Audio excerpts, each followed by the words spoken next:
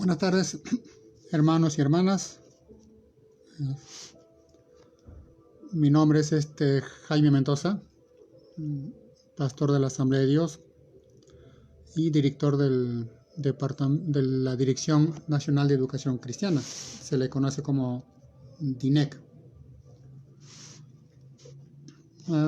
Vamos a empezar la agenda para la hora que tenemos, lo que nos corresponde. Doy a conocer la agenda que tenemos. Vamos a compartir la palabra. Sería Jonás 1 y 2. Compartiríamos la palabra Jonás 1 y 2. Al término de compartir para todos nosotros lo que nos dice Dios desde el libro de Jonás, pasaríamos a la oración de la palabra. La oración de la palabra. Y luego daría a conocer algunos aspectos de lo que es DINEC y los proyectos que tenemos para este año, ¿no?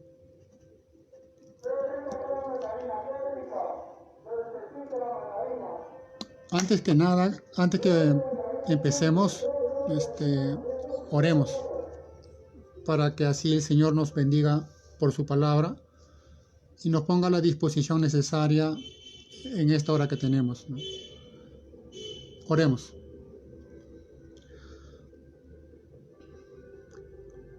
Tú nos creaste a cada uno, como también creaste este mundo que es nuestra casa.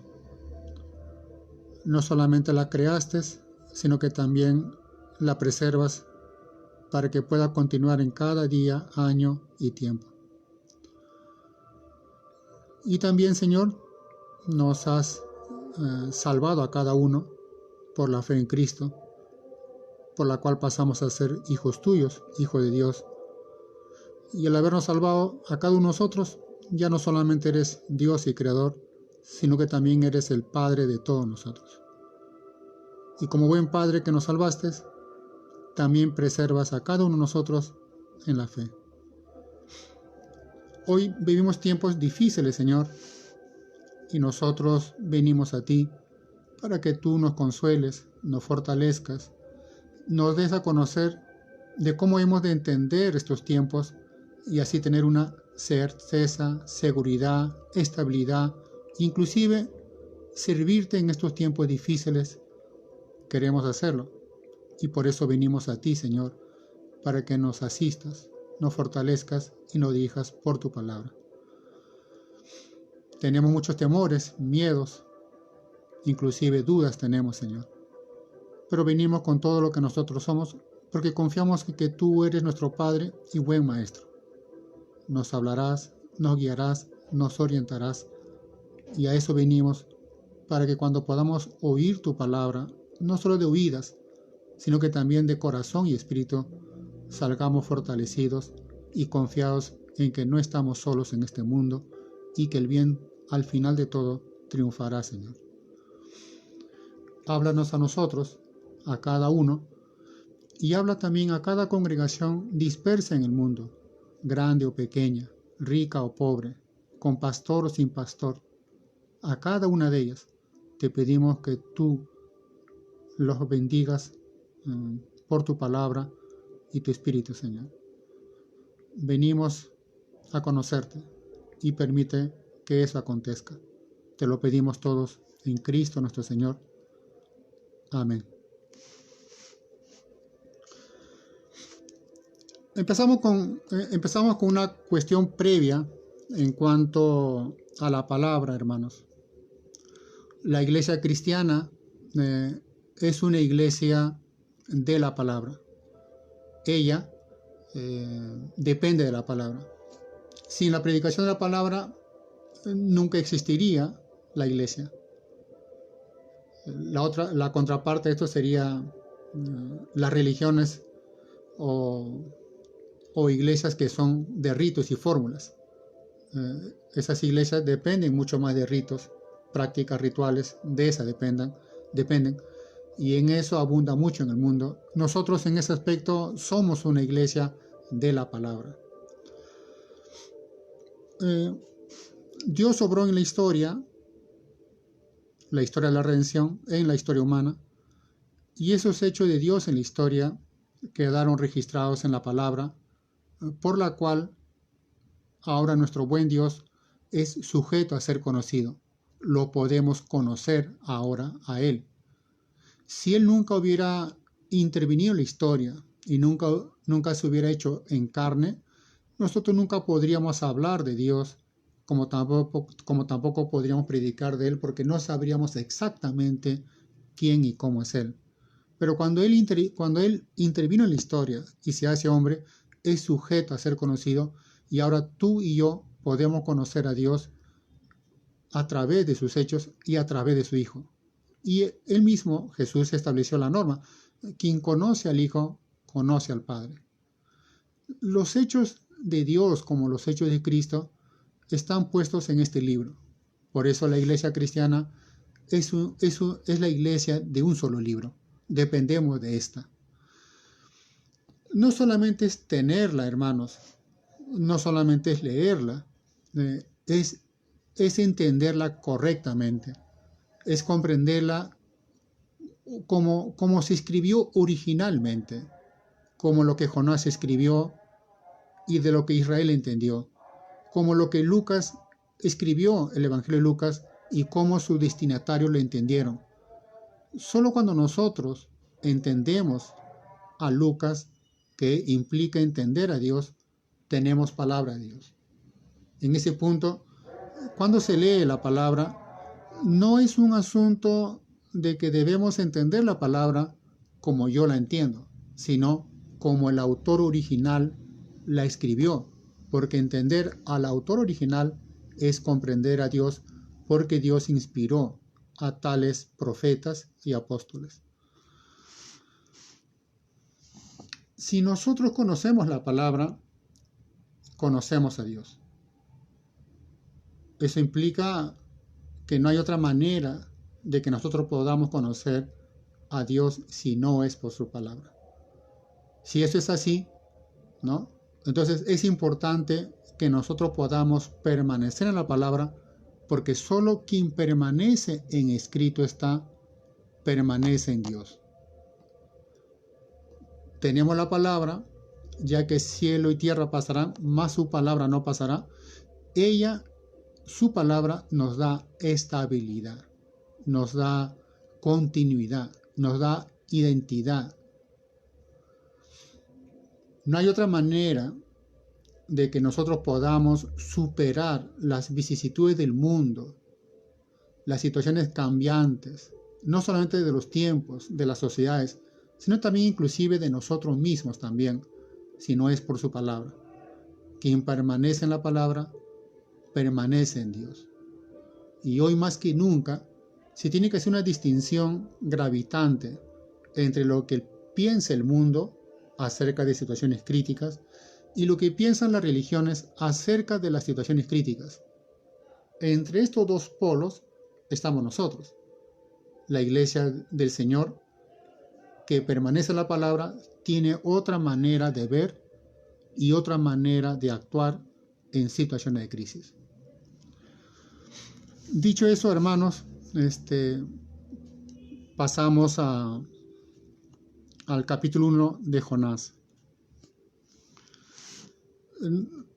No lo voy a leer porque yo estoy asumiendo, tomo por sentado que todos nosotros conocemos este libro, porque tantas veces se ha predicado, tantas veces se ha enseñado, no solamente en los cultos, sino también en los estudios bíblicos, en los seminarios, como también en las escuelas dominicales. Entonces yo parto de la premisa que todos conocemos Jonás capítulo 1. Quiero hacer tres niveles: la cuestión histórica, la cuestión de cómo Dios obra en la historia y la interpretación teológica de este pasaje. Y luego lo aplicamos para, ¿no? hago la cuestión histórica en breve.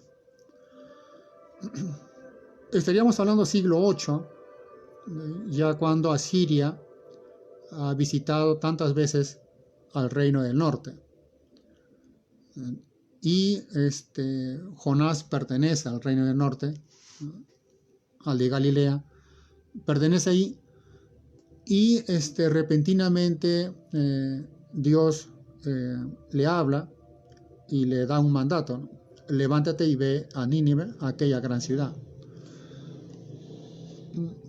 Nínive, juntamente con Cala, la ciudad de la capital de Asiria, habían conquistado ya con anterioridad el reino del norte. Había dado ya visitas muy frecuentes de saqueo y de dañar al reino del norte.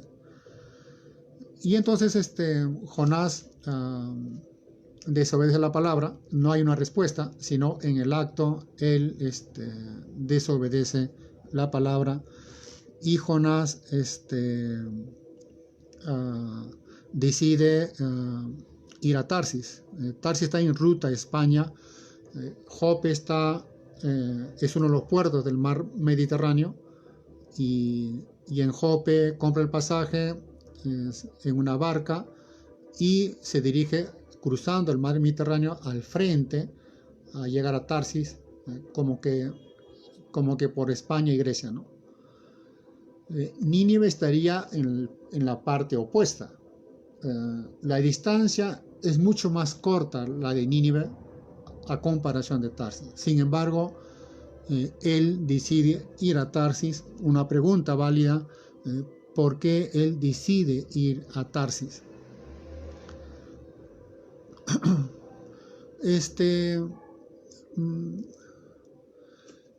En aquellos tiempos,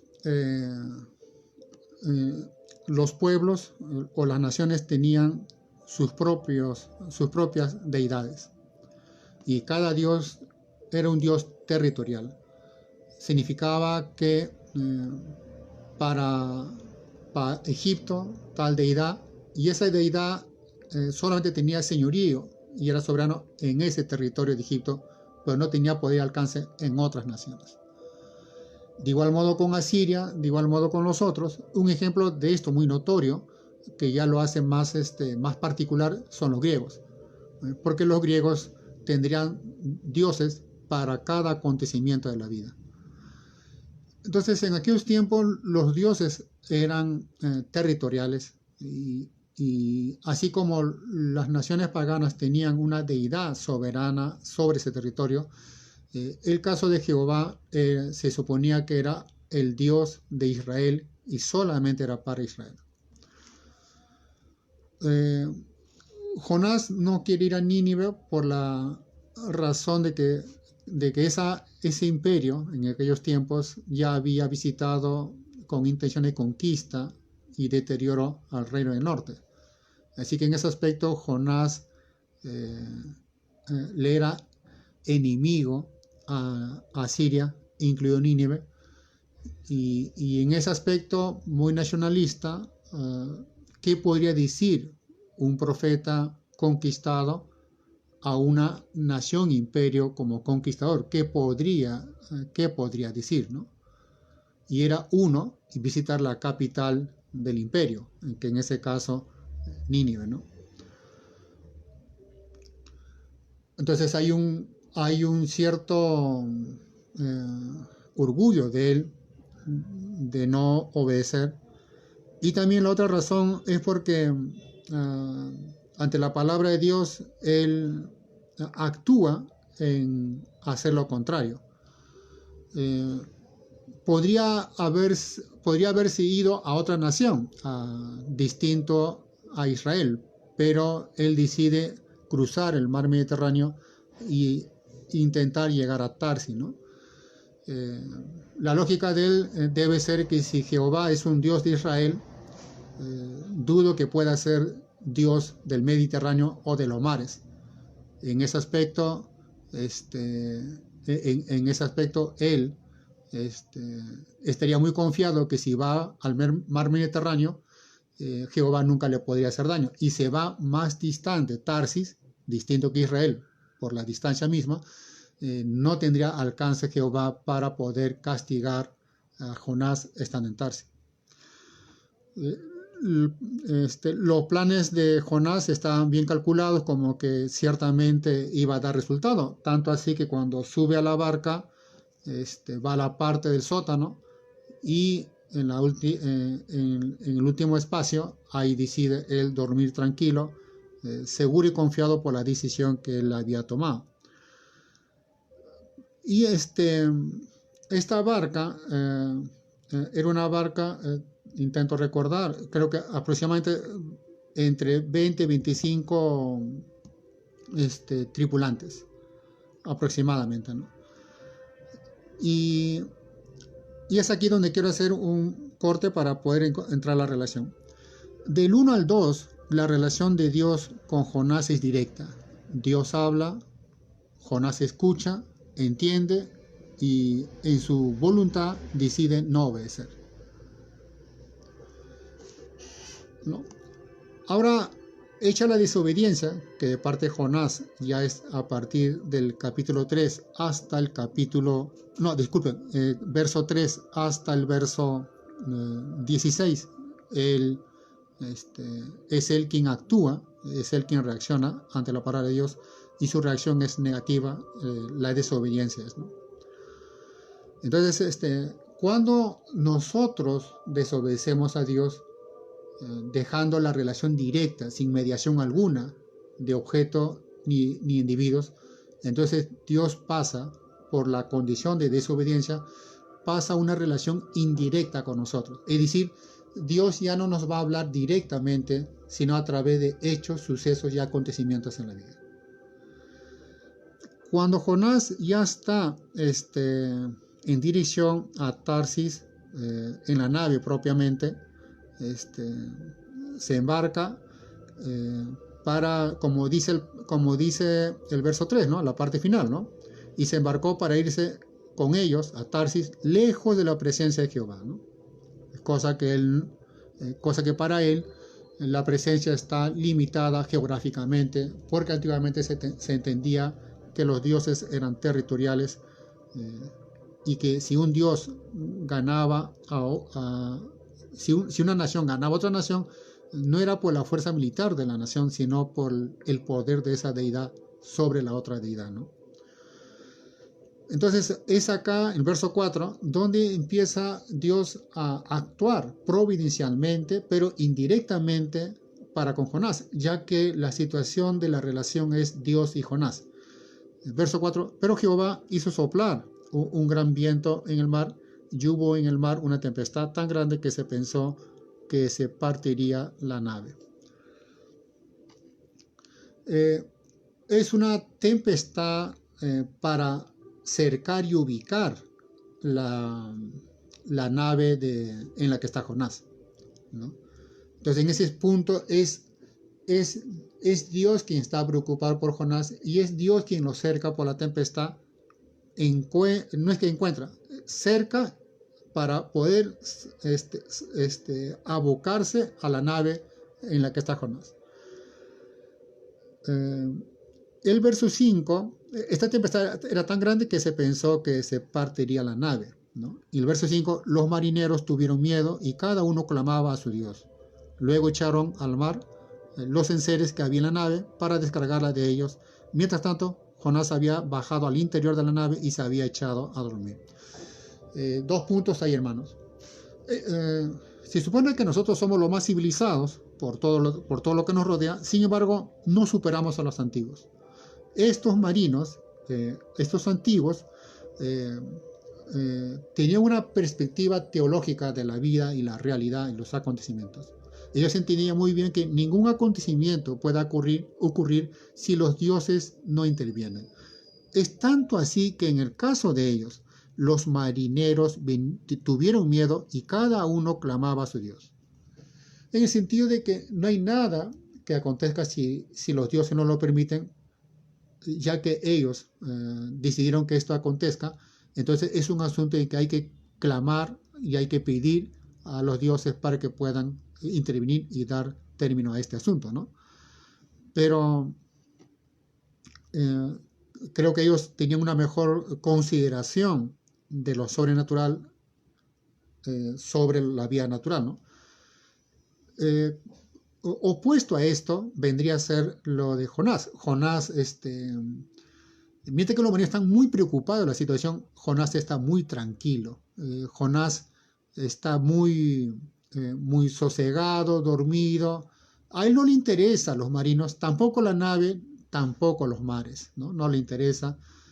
Pero acá viene un segundo acto de parte de Dios que vendría a ser que el capitán de la nave es quien baja y le encuentra y le exhorta. Es bien paradójico porque es la exhortación de un capitán marino, incrédulo y pagano, para un profeta. Verso 6. Entonces el patrón de la nave se le acercó y le dijo: ¿Qué tienes, dormilón? Levántate y clama a tu Dios, quizás tenga compasión de nosotros y no perezcamos. Es paradójico porque es un pagano quien exhorta a un profeta a orar a su Dios para que pueda ejercer compasión, ¿no? Es irónico, paradójico. Parece que la crisis tiene algo que decirnos los paganos, los incrédulos, algo a nosotros que somos la iglesia, ¿no? Habría que oír qué es lo que nos tenga que decir. Acá hay una cuestión interesante del capitán. Ya Dios cercó la nave en la que estaba Jonás en el Mediterráneo. Luego lo encuentra Dios por el capitán, lo encuentra dormido a Jonás y hay una exhortación. Luego en el verso 7 los marinos dice: entre tanto que cada uno decía a su compañero: venid y echemos suerte para que sepamos quién es el culpable de que nos haya venido este mal. Y echaron pues suertes, y la suerte cayó sobre Jonás. Es el tercer acto de la providencia de Dios, la suerte, ¿no? Ya ubicó por la tempestad la nave en la que está Jonás. El capitán encuentra a Jonás, pero ahora necesitan ubicar al culpable. Y para eso echan la suerte, y la suerte cae en Jonás. Entonces Dios encontró a Jonás. Primer acto, la tempestad. Segundo acto, el capitán. Tercer acto, la suerte. Los marinos, en cierto grado, piensan bien en el sentido que los acontecimientos de la vida, si bien es cierto, son naturales y son sociales, porque los hombres lo realizan, no queda descartada, no descartan que Dios de una u otra manera interviene en los acontecimientos históricos y sociales de la vida humana. Y ellos son muy dados a esa consideración, ¿no? Ahora viene el cuarto medio por la cual Dios se dirige a Jonás indirectamente, que vendrían a ser los marinos. Los marinos lo interrogan.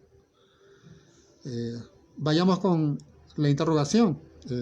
Verso 8. Entonces ellos le dijeron: explícanos ahora por qué nos ha venido este mal. ¿Qué oficio tienes?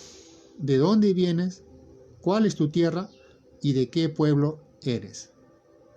Preguntas que buscan indagar la causa humana que gestó los males sociales y los males naturales. ¿Qué oficio tienes? ¿De dónde vienes? ¿Cuál es tu tierra? ¿Y de qué pueblo eres? Y el 9, Jonás le responde por la situación, tempestad, capitán, la suerte y los marinos. Es una respuesta que él ya lo entiende y lo tiene que expresar por la situación en la que se encuentra. Y 9, él le respondió: primero, soy hebreo y temo a Jehová. Primero, su identidad terrenal. Segundo, temo a Jehová. Es ahora recién, porque la desobediencia, un indicador de que no tenía temor a Dios. y confiesa una verdad que él lo tiene que admitir. Lo tiene que admitir. ¿Cuál es esa verdad que no había admitido antes? Dios de los cielos, que hizo el mar y la tierra. Tal vez un nacionalismo, tal vez orgullo, tal vez la condición humana de ejercer su libertad y poder decir a Dios sí te amo o no te amo, pero ahora tiene que admitir una verdad en relación a Dios. Eso significa que de lo que nosotros somos como personas en este mundo, en cuanto de quiénes somos, de dónde venimos, a dónde vamos y lo que tenemos que hacer aquí, depende radicalmente, primero, quién es Dios para con nosotros. Depende de eso. Y no es simplemente una afirmación general de que yo creo en Dios, sino que es de un Dios muy específico y particular. No es cualquier Dios. No es cualquier Dios. Es un Dios particular, muy específico. Es uno que intervino en la historia. Y él admite algo que sí lo sabía, pero que quería negarlo y rechazarlo o esconderlo. Temo a Jehová, Dios de los cielos, que hizo el mar y la tierra. ¿Qué significa eso?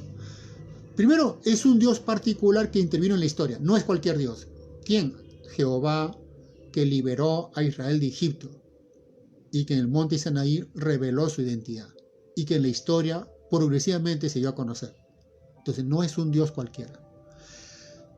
Es un Dios al que cada uno de nosotros lo tenemos que confesar, no porque me han dicho o porque el pastor me impuso a que tengo que repetir o que hubo una condición social de miedo que me obligó a decir, sino que tiene que ser una confesión como fruto del encuentro personal del hombre con Dios, consciente, lúcido y muy profundo.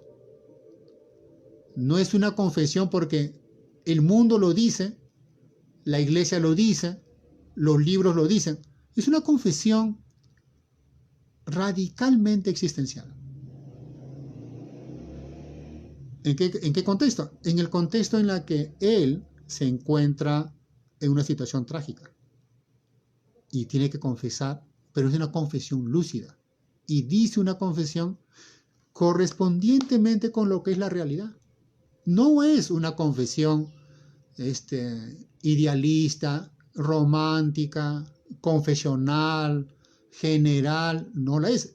Es una confesión, mi confesión acerca de quién es Dios, es verdad solo entre tanto que es compatible con la realidad, específicamente con lo que dice la palabra. Y en base a eso lo que él estaría diciendo es lo siguiente. Inicialmente yo pensaba que Jehová era Dios de Israel. Pasados los acontecimientos hasta aquí, la tempestad, el capitán, la suerte, los marinos, el peligro y la muerte, él tiene que admitir ahora que este Dios, el Dios de Israel, y Israel, Dios no es propiedad de Israel. Dios es Dios de todas las naciones. Y todos tienen acceso a Dios libre, incondicionalmente de su condición social y cultural. Si este Dios, que no solamente es Dios de Israel, sino que es un Dios no solamente de la tierra, sino de los mares, el mar Mediterráneo, sino también de las otras tierras, Tarsis y otros, entonces Jonás dice, si Él es el Dios quien hizo los cielos, la tierra y los mares, entonces yo no puedo escapar. Y si Él me dio una palabra, esa palabra debe ser obedecida. Voluntariamente debe ser obedecida.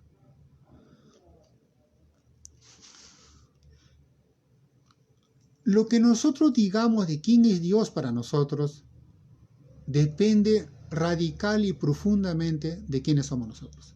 Si yo digo que Dios es un Dios general, un Dios como que la mayoría de la gente piensa que es, o un Dios como la tradición cultural histórica de esta nación piensa e imagina que es una imagen equívoca de quién es Dios. Y si yo tengo una imagen equívoca de quién es Dios, está en riesgo y juego la identidad de quién soy yo. Entonces aquellos hombres sintieron un gran temor, verso 10, y le dijeron, ¿por qué has hecho esto? Pues ellos supieron que huía de la presencia de Jehová por lo que él les había contado. El verso 11.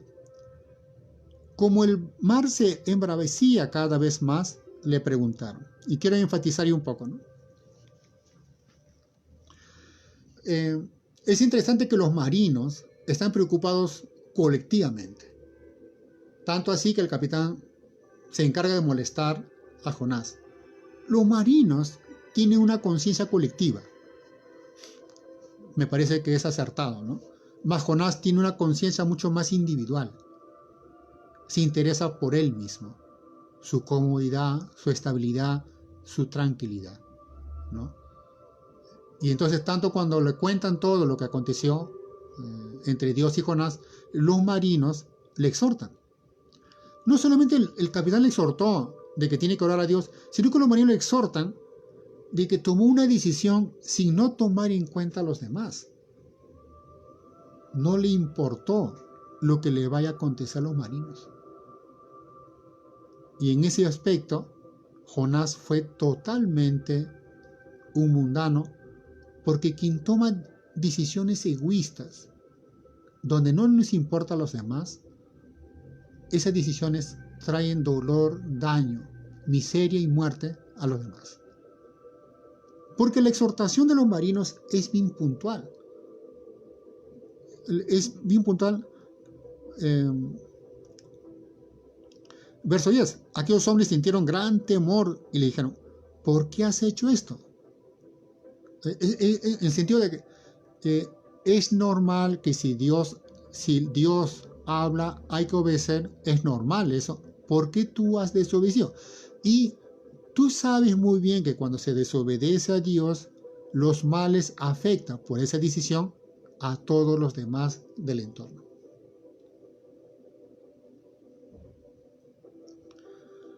¿Por qué has hecho esto?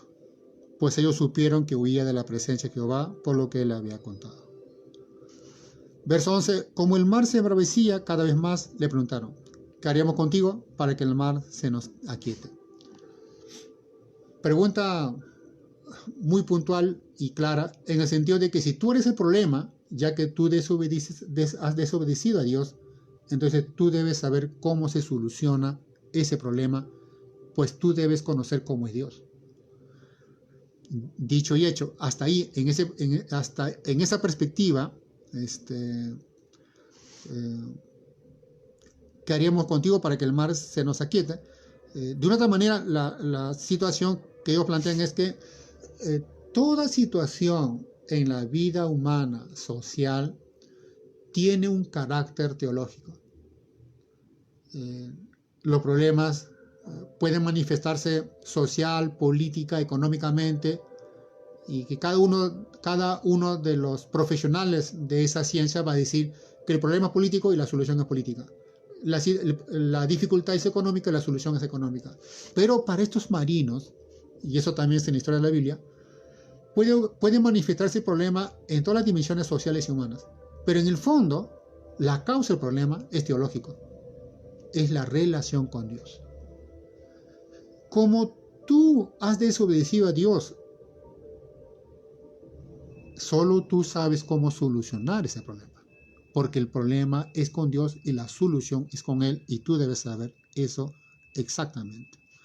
El 12, Él le respondió, y en ese punto es también directo, claro y concreto, tomadme y echadme al mar, y el mar os aquietará, pues sé que por mi causa os ha sobrevenido esta gran tempestad.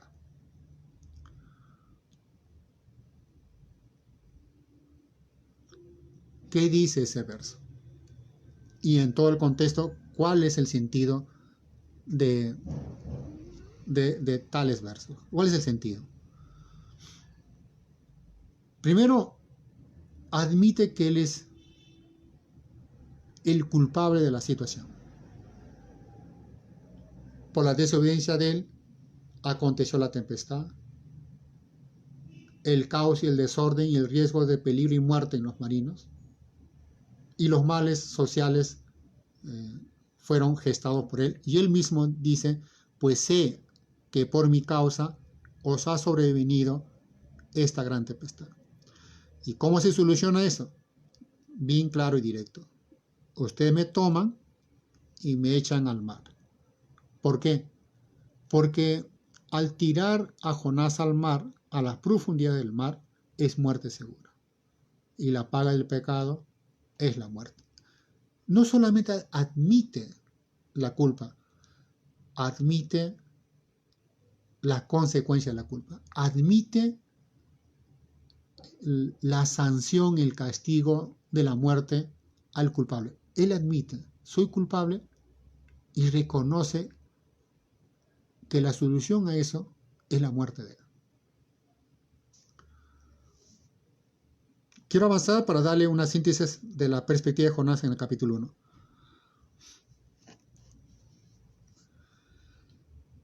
Es paradójico el comportamiento de los marinos, verso 13, en comparación con Jonás, porque en el verso 13 dice, aquellos hombres se esforzaron por hacer volver la nave a la tierra, a Jope, pero no pudieron, porque el mar se embravecía cada vez más contra ellos. Entonces, en ese aspecto, ellos piensan que la solución es volver al punto de partida, intentan hacerlo, pero la tempestad se pone más bravo, más fuerte. El verso 14, entonces los marinos clamaron a Jehová y dijeron, te rogamos ahora, Jehová, que no perezcamos nosotros por la vía de este hombre, ni nos hagas responsable de la sangre de un inocente. Porque tú, Jehová, has obrado como has querido. Bueno, creo que la oración de los marinos debería haber sido la oración de Jonás. Y él está al margen de la situación. Se supone que los marinos, paganos, incrédulos, en relación a Jehová, deberían actuar de una manera mala, perversa, ¿no? Irracional. Sin embargo, actuaron de la manera más correcta. ¿En qué aspecto? Primer punto, ellos se resisten a echar a Jonás al mar. Es interesante que estos marinos piensan en el bien del prójimo y no admiten echarlo a las profundidades del mar. Tanto así que ellos deciden regresar al puerto, pero la tempestad se pone más bravo y entienden cómo es, ¿no? Ellos, a comparación de nosotros, lo más civilizado, lo más con ciencia y tecnología, hemos llegado hasta a la luna y más pronto a otro planeta, no superamos la perspectiva, ni siquiera la moral de los antiguos. Porque estos hombres, no solamente, como dicen ellos, no queremos ser culpables de la muerte de un inocente. A comparación de que Jonás no le importaba a los marinos sí tienen interés por Jonás. Disculpen, por favor.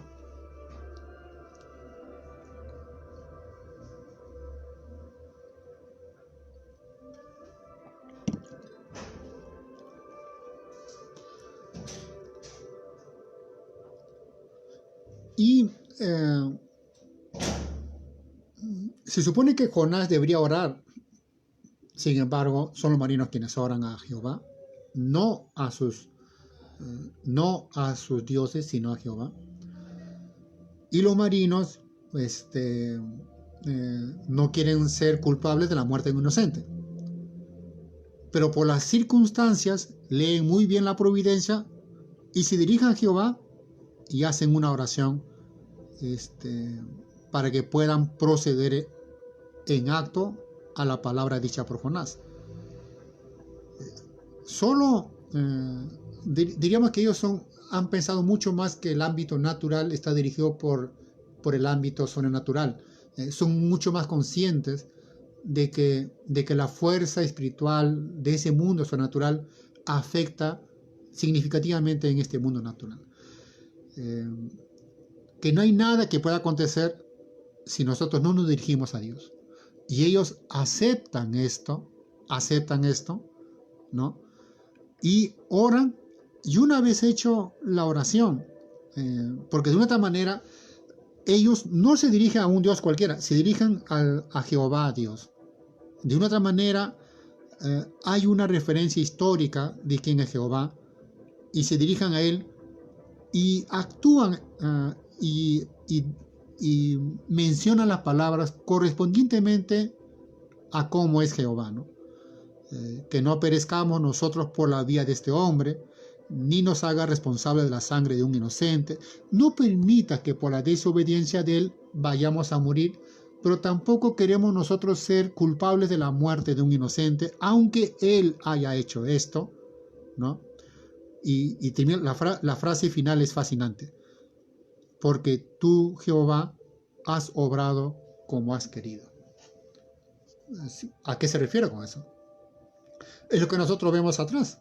La tempestad, el capitán, la suerte, la interrogación a Jonás. La tempestad se hizo más fuerte, con el riesgo de que vayan a morir. Ellos han visto, tú has obrado como has querido. Lo hago más específico, hermanos. Tú obras en este mundo por cuanto tú hablas, la tempestad te obedece. Y por cuanto obras para poder encontrarte con Jonás indirectamente, hablas y el capitán lo encuentra. Pero no solamente es encontrarlo, porque el hombre, en este caso Jonás, tiene que confesar una realidad. La vida es en base a la verdad y no sobre opiniones, ni tampoco sobre posibles interpretaciones. Es sobre la verdad, y la verdad es compatible con la realidad, y el capitán lo encuentra, pero no basta encontrarlo. Saber quién es el culpable de estos acontecimientos sociales. Y ubican que es Jonás, porque Dios obró y los marinos lo interrogan. Y la suerte le obedece a Jonás. La suerte le obedece a Dios. A tal punto que Jonás confiesa una verdad acerca de Dios, con lo cual tiene que admitir lo que realmente es él, culpable, y se hace acreedor de la muerte.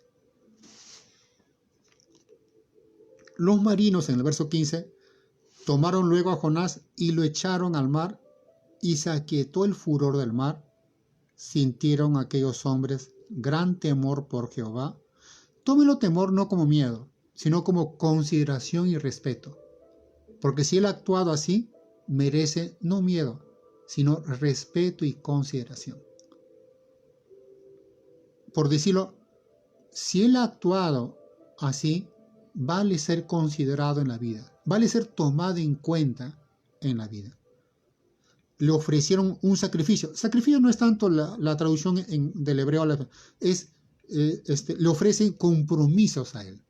Se comprometen con él. Y le hicieron votos de esos compromisos, ¿no? Quiero dar a conocer la cuestión teológica y luego las verdades. Es un libro, a comparación de los profetas mayores y menores, en el que los profetas le han obedecido. Esta es la única excepción de un profeta que le desobedece. Y el caso de Jonás es lo que nos diría que de otra manera todo hijo de Dios tiene esta capacidad de obedecer a Dios como los profetas mayores y menores, o desobedecer a Dios como el caso de Jonás. Nosotros estamos bajo esa condición de la capacidad de decirle sí o no. Pero sea la una y la otra, hemos de sufrir las consecuencias de tales decisiones. Segundo, ah, todos los acontecimientos de la vida humana, tomo el caso de Jonás, siempre son a causa de nuestra relación con Dios. ¿Cuándo acontece un mal social? El desorden y el caos en los marinos. ¿Cuándo sucede la tempestad? Un mal natural. ¿Cuándo sucede la muerte? Un mal natural. Cuando se toman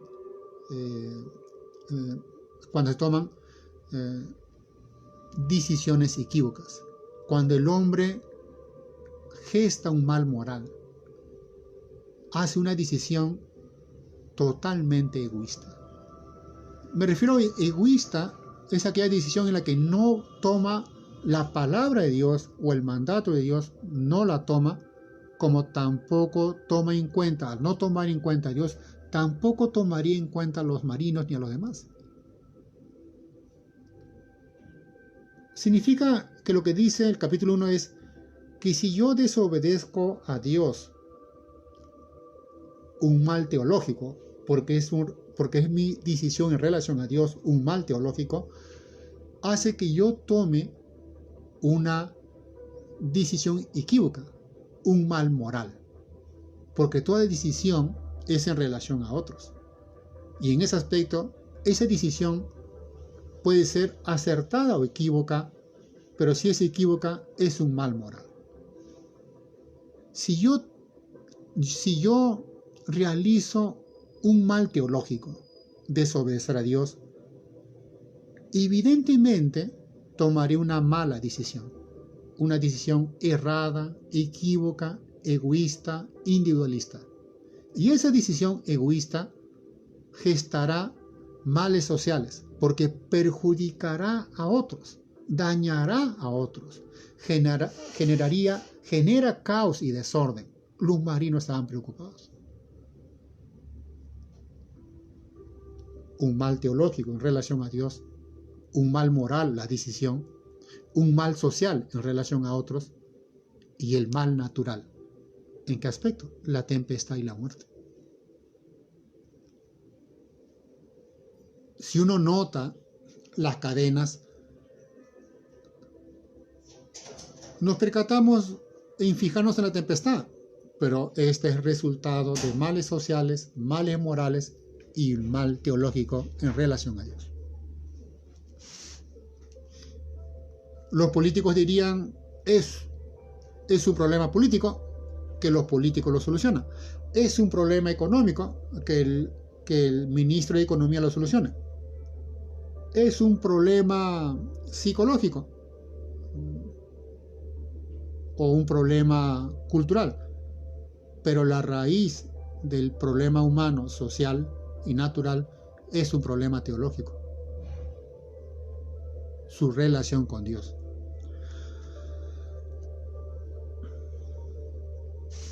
¿Cuándo se acaba una tragedia? ¿Cuándo finiquita un mal? ¿Cuándo se acorta una pandemia? ¿Cuándo finiquita eso? Es muy claro que no se finiquita hasta cuando no asumimos nosotros los hombres, y en este punto hablo tanto los no creyentes como los creyentes nosotros, admitir que lo que está pasando en el mundo es por culpa de todos nosotros. ¿En qué sentido? Es muy obvio que los no creyentes cada vez han aumentado y la desobediencia a Dios es muy evidente. Pero también tendríamos que preguntarnos, no sé si nosotros hemos actuado como Jonás, en el sentido de que quiero que me entiendan, hermanos, todos creemos en Dios, pero la pregunta de fondo vendría a ser, pero ¿cuál es la imagen de Dios que tú y yo tenemos?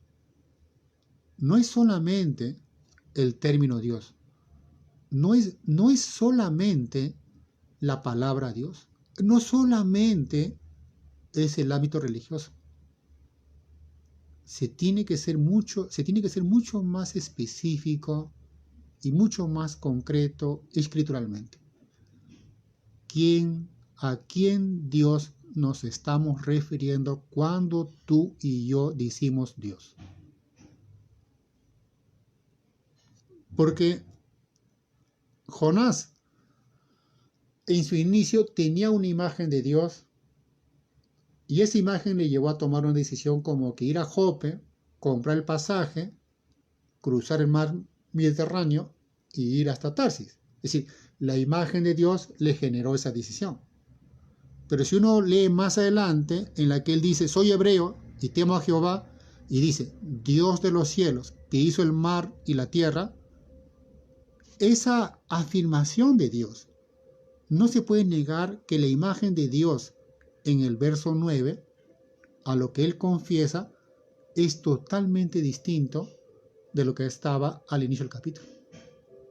Y que esa imagen de Dios en el verso 9 le conlleva a admitir a él que es culpable y que tiene que ser echado al mar. Cuando él confiesa quién es Dios y confiesa que él es el culpable y confiesa que la muerte es la paga de su culpa, entonces el mar se aquietará. Noten, hermanos, que no hay un asunto de rito acá, no es un asunto, vayamos al monte sagrado, vayamos hacia un día especial, vayamos hacia una hora especial, vayamos a ese hombre especial, o vayamos a esa iglesia o a ese templo. No hay nada especial en este mundo, hermanos. No hay nada especial en este mundo, porque solo Dios hace que todo lo que está en este mundo sea especial.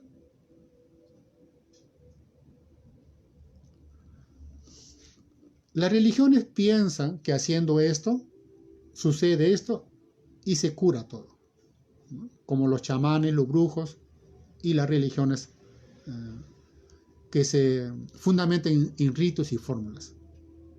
Pero en el caso nuestro, hermanos, es un asunto de relación. Pero es una relación y no existe relación si tú y yo no conocemos este libro.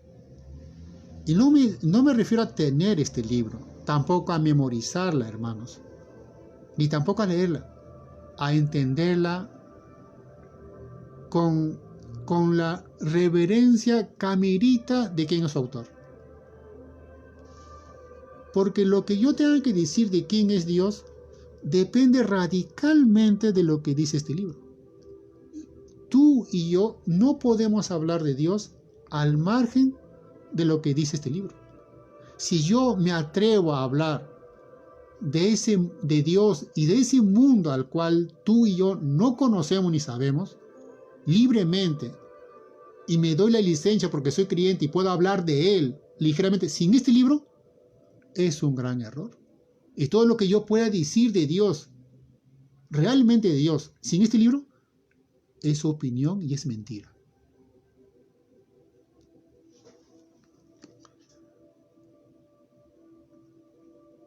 En este mundo, según el capítulo 1 de Jonás, disculpen un momento, hermanos.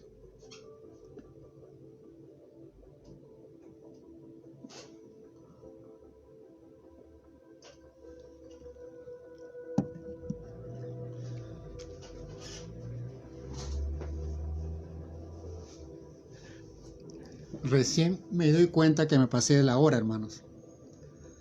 Me van a disculpar, hermanos. A ver.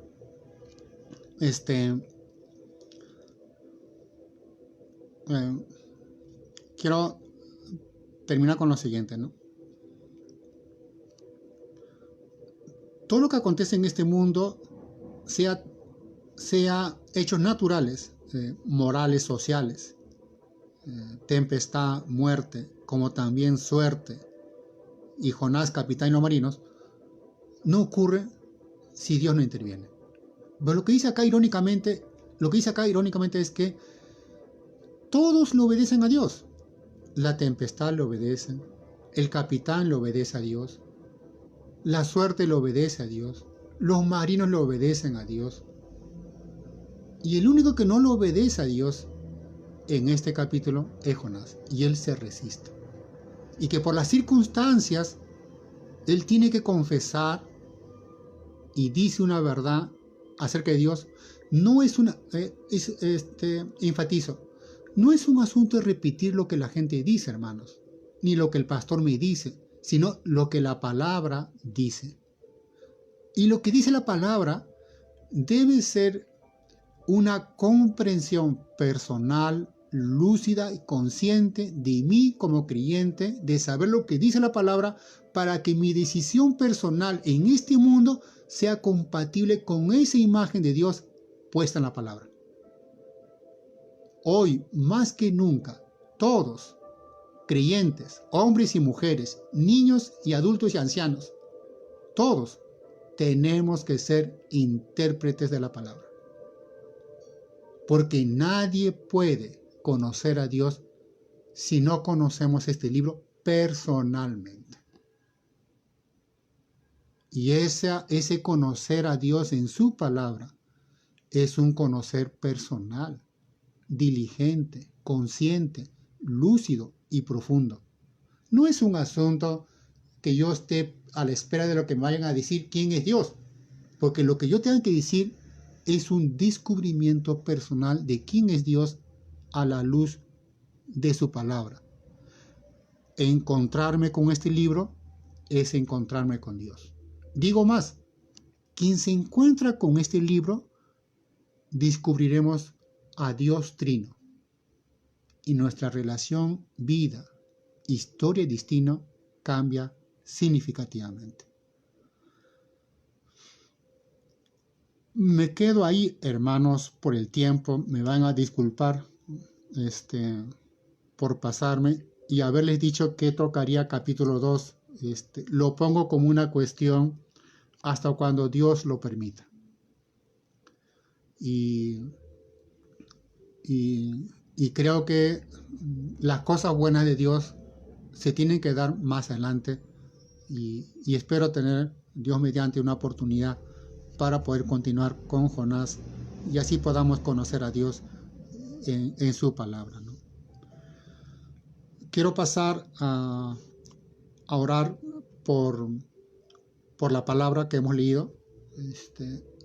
Yo sé que cada uno tenemos nuestras peticiones, hermanos, y lo que realmente Dios quiere de nosotros es que cada uno de nosotros oremos honestamente, conscientemente, lúcidamente, ahí donde estemos, presentemos a Dios en diálogo honesto del corazón nuestra situación, nuestras gratitudes, confesiones y peticiones.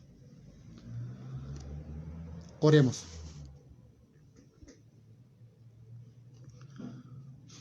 Antes que nada, Señor, perdónanos si hemos creído en ti sin no entender tu palabra. Y perdona si hemos hablado de ti sin no entender tu palabra.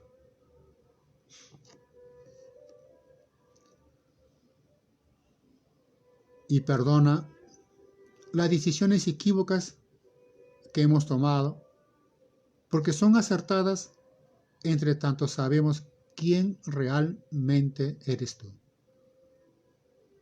Así como Jonás tuvo que reconocer que tú eres Jehová, Dios de los cielos, la tierra y los mares, a lo que antes no lo sabía, nosotros reconocemos algo similar, Señor.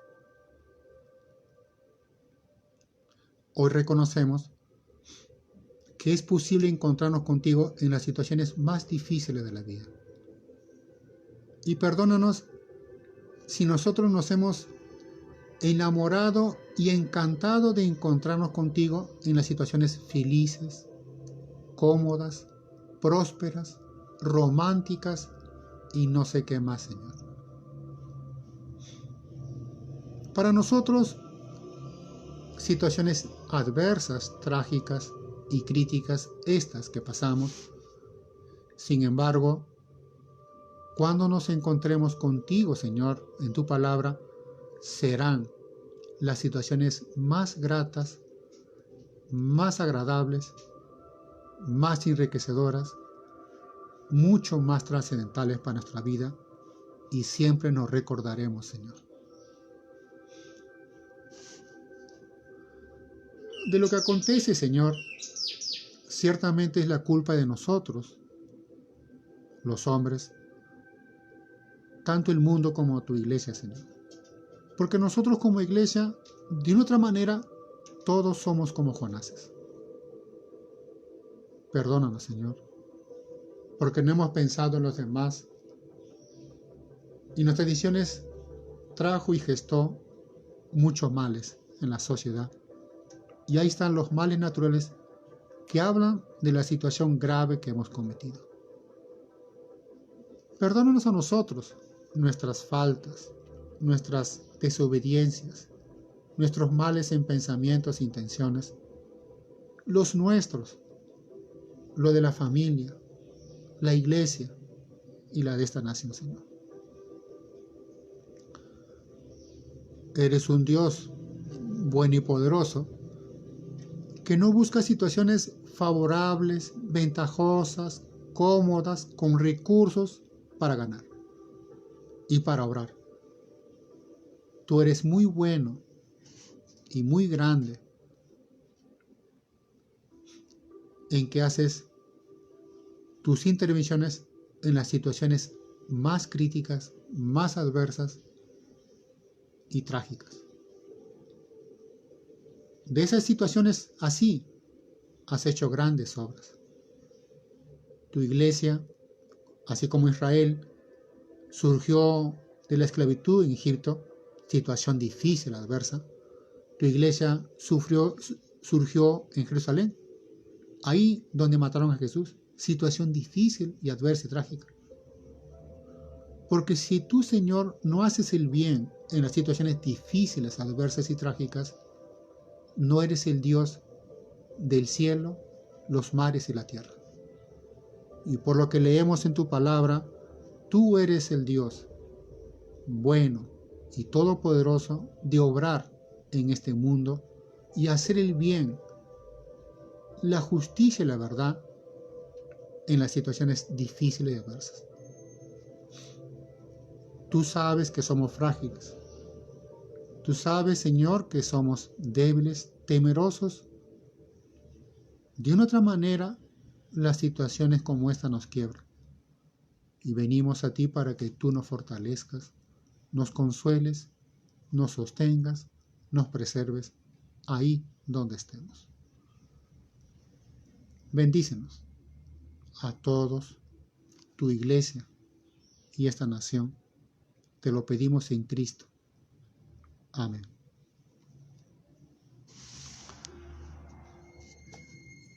Quiero terminar con algunas noticias acerca de la DINEC, hermanos. La DINEC es la Dirección Nacional de Educación Cristiana. Diríamos algo así como una superintendencia en el ámbito de educación cristiana. Abarca desde la iglesia local hasta los centros teológicos. Se va a buscar fortalecer la área de educación cristiana a nivel de iglesia local, fuerte. De igual modo también en los institutos y seminarios y luego también en los centros de estudio de posgrado en el Perú, ¿no?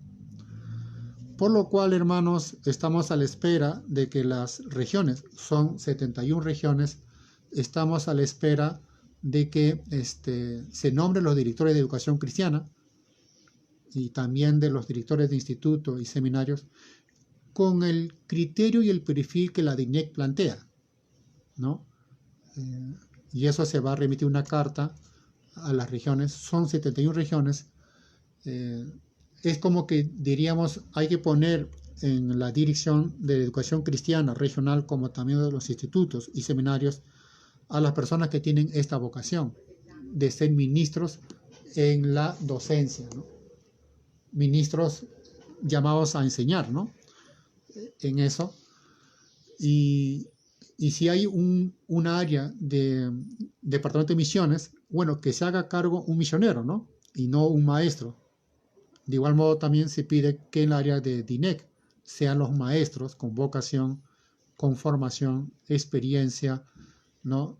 Asuman esta responsabilidad. Ya tenemos cerca de 30 directores nombrados, faltan los demás con la cual se completa, y tendríamos reuniones virtuales con todos los directores del Departamento de Educación Cristiana Regional, como también tendríamos reuniones virtuales con los directores de institutos y seminarios teológicos también. Estamos a la espera de eso. Y la otra es, estamos por finiquitar un acuerdo de que el ciclo a iniciarse en este año, por la coyuntura que pasamos, sería en la modalidad virtual. Estamos finiquitando el aplicativo y la plataforma con la cual los institutos, los seminarios realizarían esta enseñanza virtual, pero que se necesita reglamentar y capacitar a los docentes para que puedan realizarlo como corresponde propiamente, ¿no? Luego también estamos avanzando en la propuesta de la DINEC, que corresponde a la propuesta que ya se estaba avanzando en años anteriores, que es el cuerpo magisterial, la estandarización curricular y la revisión y actualización del manual de educación cristiana, pero en el nuevo sistema educativo dentro de la Asamblea de Dios. Estamos haciendo eso ya, hay un avance de 50%, se espera terminar para julio-agosto esta cuestión y presentar un congreso a todos los maestros, directores del área de educación cristiana para que pueda ser revisado, recoger las propuestas y poder ya darles su visto bueno y presentarlo a la Junta Directiva Nacional y a la par ellos al presbiterio, ¿no? Estamos viendo la posibilidad de editar una revista teológica en formato de PDF. Es una revista para compartir experiencias, para noticias y comunicados, pero también habría artículos de carácter teológico, histórico, ministerial, misionero y social, ¿no? Entonces, queremos eso, elaborarlo con autores a nivel del área de educación cristiana y compartirlo con todas las regiones, ¿no?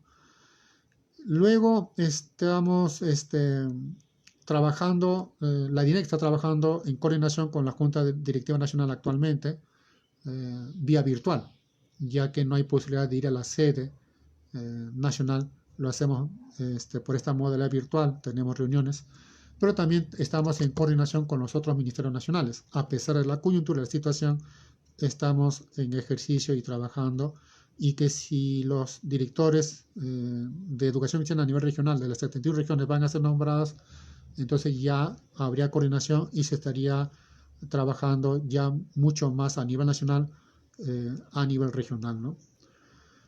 Eso, hermanos, y les pediría que oremos por la Asamblea de Dios, y que en estos tiempos difíciles, hermanos, debe salir a flote de nosotros 3 características: meditar en la palabra de día y noche, porque de ella depende quién es Dios para nosotros y quiénes somos nosotros, ¿no? Segundo, en tiempos difíciles, humanamente sale a relucir el egoísmo. En el caso nuestro, sale a relucir la solidaridad, la generosidad, ¿no? Y las virtudes. Las crisis deben manifestar de qué estamos compuestos cada uno de nosotros, y debe manifestarse en las virtudes, pero las virtudes se ven en las obras, ¿no? Y tercero, hermanos,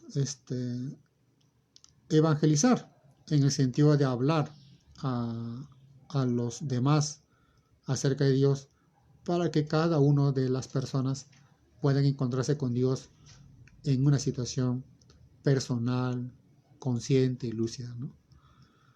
Eso es todo de mi parte, hermanos. Les agradezco mucho por el tiempo y nos veríamos hasta cuando Dios nos permita para una próxima vez. El Señor les bendiga a cada uno. Bendiciones. Gracias, hermano.